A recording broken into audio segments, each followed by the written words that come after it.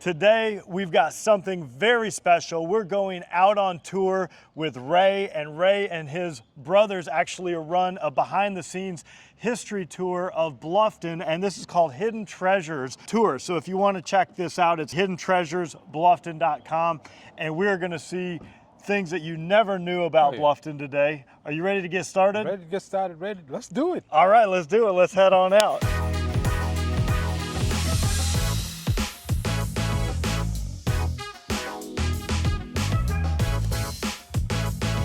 Do you want to know everything there is to know about the South Carolina Lowcountry, whether it's Bluffton, Beaufort, Hilton Head Island, or Jasper County? Then subscribe below and tap that bell for notifications so you'll be the first to know about everything happening here.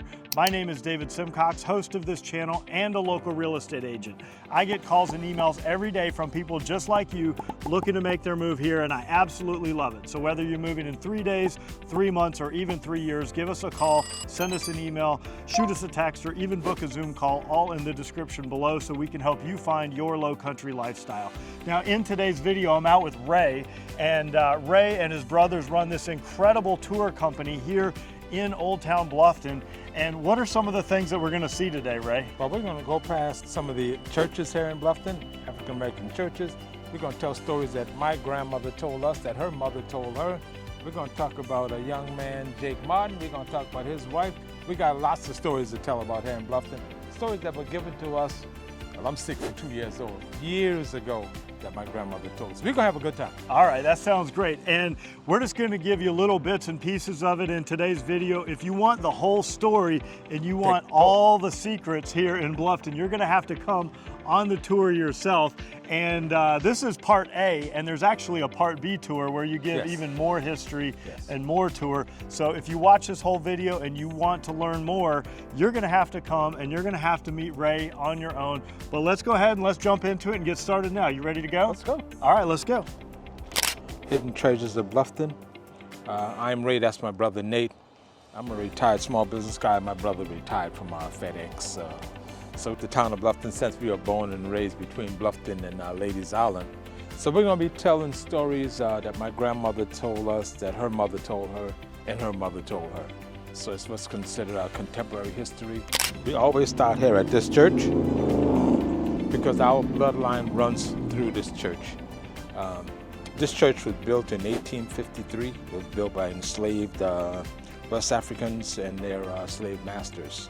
But when these people were slaves, Carlton River was Foot Point Plantation. So one of the main drives into Carlton River is actually Foot Point Plantation Drive. These people were slaves on that property. My grandmother told us about this guy right here, his dad. His dad and 8 other freedmen, because after the Civil War they were freed, they helped to build this church in 1853.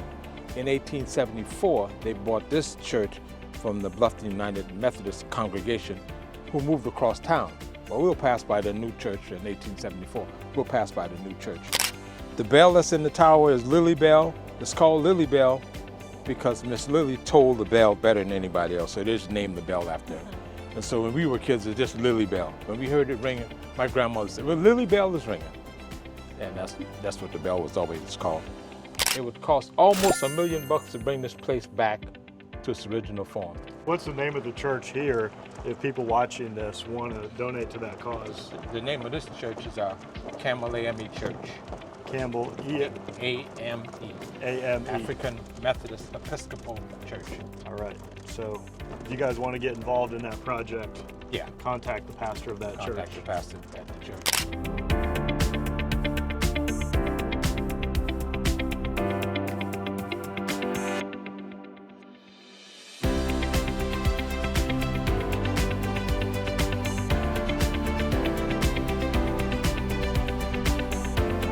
So this property was given to the town by the Du Bois family. The deed restriction on this property is it can only be used for kids. Okay, so you guys have read the plaque on Jake Martin? Yes. Wow. They were amazing. Are they both still alive? Mr. Martin is still alive and well. Miss Martin has passed on. Miss Martin passed on in 2013. So that's Jake Martin right there.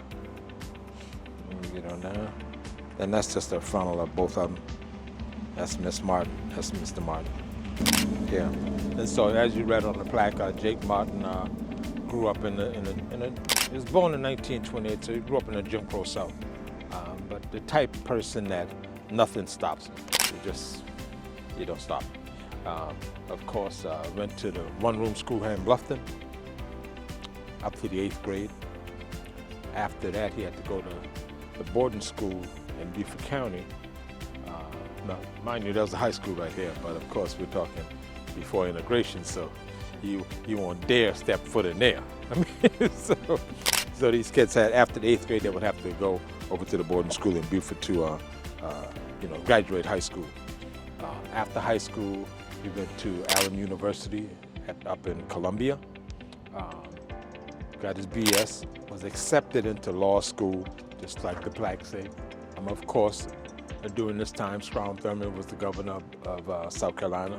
So he was accepted to the school, but couldn't attend the school. Wanted to go into the military, into the Air Force actually, as an officer, and that didn't work out for him either. Got on the police department up in Detroit, walking the beat with a college degree, but this is where I am, this is where I am. I'll make the best of this, and that's what he did.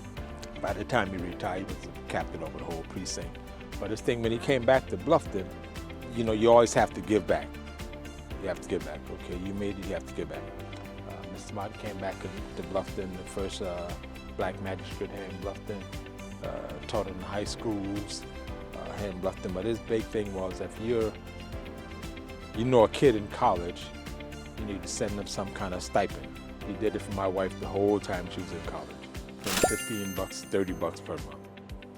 So he had a list of kids that he would send money to, and that's what he expected them to do after they graduated and got a job. Well, you need to help another kid who was in college, just with some basic stuff.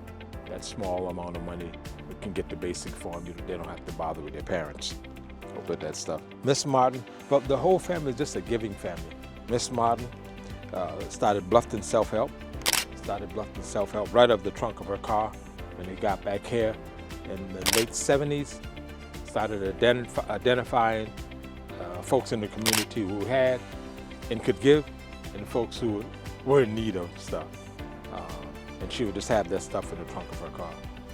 When you come across somebody that needs something, got something in my trunk for you, I can give it to you. Well, it went from there to the garage. And it went from there, she got so popular just right here in Bluffton, until when the police department wasn't using a building, they allowed her to use the small building downtown Bluffton. And she stayed there and built it, and then started bringing on grant writers, started bringing on employees. And now they're out on Highway 278 in a 6,500 square foot building.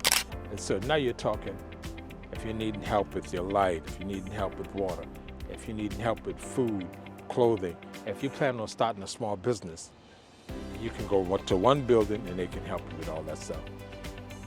So it's, in my mind, and when Barack Obama gave her the President's Citizens Award for the country, somebody would have to inform Washington, hey, there's a little lady in Bluffton who is doing big things. Let's go down there and check her out. You need to go down there and check her out. It's just nonprofit. And then the team would have to come down and check her out as, oh yeah, there is a little old lady in Bluffton doing a nonprofit thing and helping a lot of folks down there.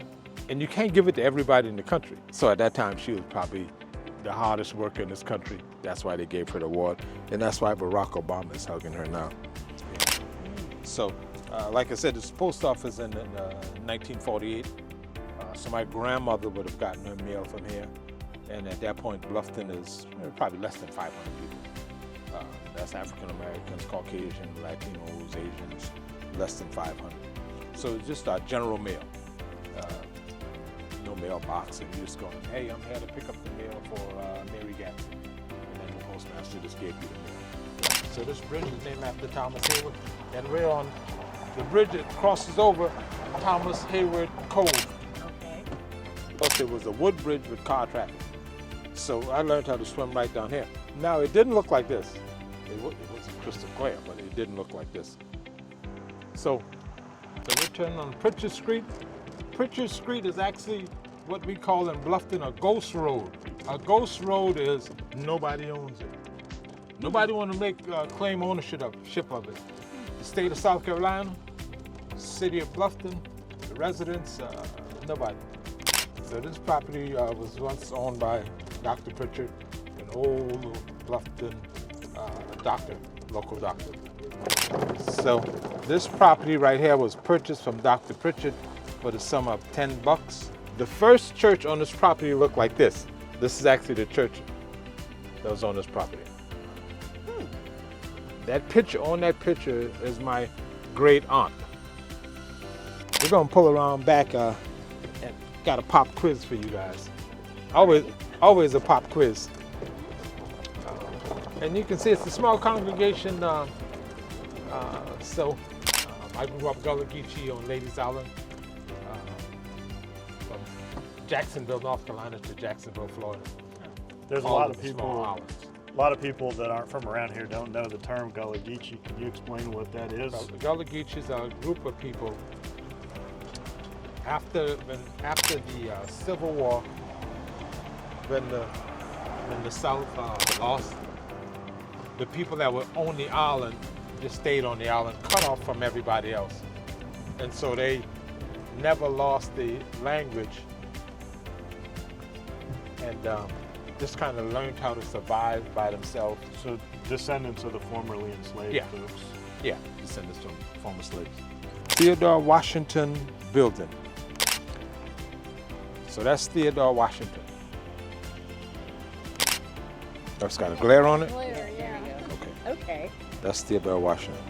The first and only African-American mayor here in Bluffton. He then went to the boarding school over in Beaufort, and then graduated college, got his BS, went into the Air Force, enlisted.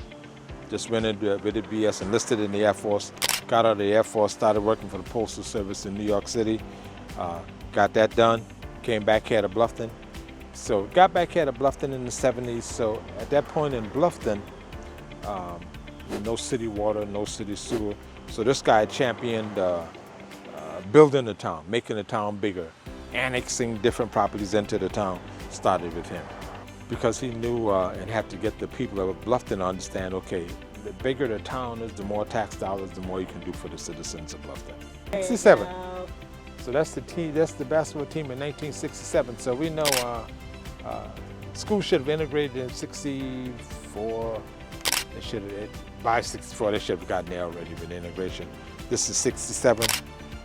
Some of these kids came over, a couple of them stayed, and some of them went back to the Michael C. Rowley, which was the black school across the other side of town.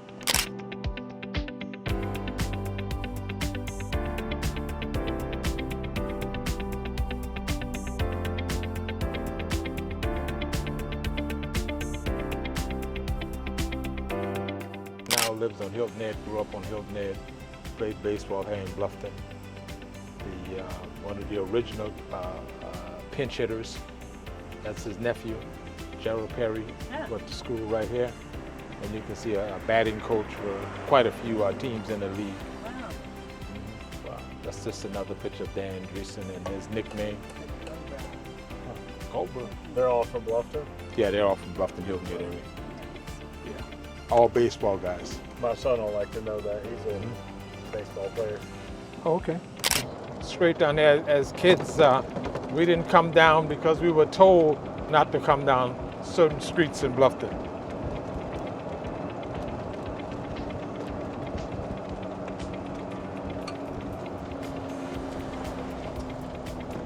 Why is that? But we're talking when I was a kid, before integration. And so never really... Meaning it was unsafe. Well, you just did what your parents said. Never really a problem. You stayed in your area, I stayed in my area. Hey, we get along good. Look off to your right. Church of the Cross. It was established in 1767. When I was a kid, we always tried to go, who's the first church? The first church in Bluffton. So they put it on the marquee and solved that problem for us. So you can see it was built in 1854. The church we just left, Campbell A.M.E, was built in 1853. Now, I don't know when they were established, but it was built in 1853. Now, that, about 3 years ago, maybe 4 years, the town purchased this whole property, and then the town renovated it.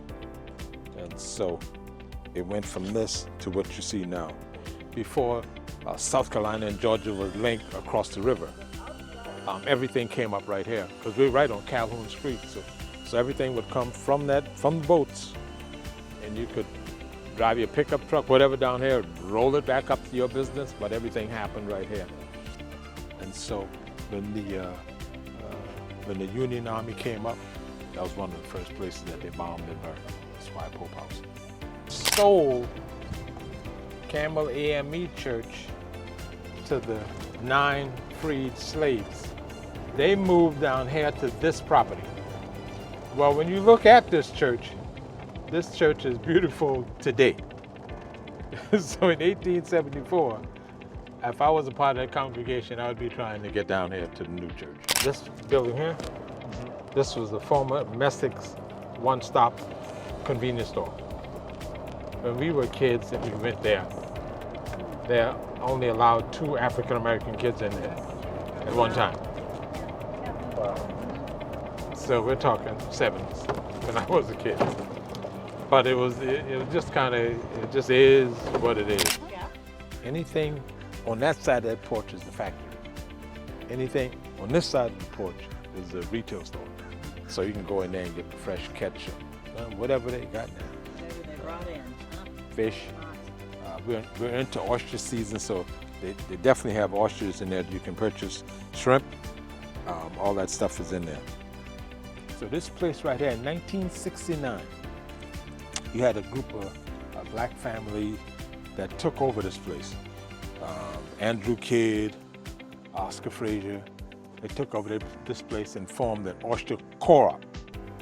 Well, these guys were skilled in going into the river and harvesting whatever's out in the river, oysters, crabs, clams, whatever, they could get it.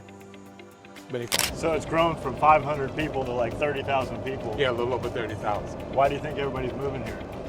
I mean, if I wasn't here already and I would lived up north somewhere, right now try and move to a warmer climate, a slower pace. It's close enough to Savannah, Charleston, Florida. It's just a nice spot to be in. Friendly town. Yep. Thank you guys so much for staying till the end of the video. I hope you learned something. I had a great time with Ray, and we learned a lot. We got to see some hidden secrets here in Bluffton. Again, if you want to stay up to date with the latest and greatest happening here, be sure and like, subscribe, and tap that bell for notifications so you'll know every time we drop a new video. And where do they find out about you if they want to book a tour? Well, they can go to hiddentreasuresofblufftontour.com. Book a tour. We'll be glad to have you. All right, and I hope to meet you in person at some point, but if not, I will at least see you on the next video.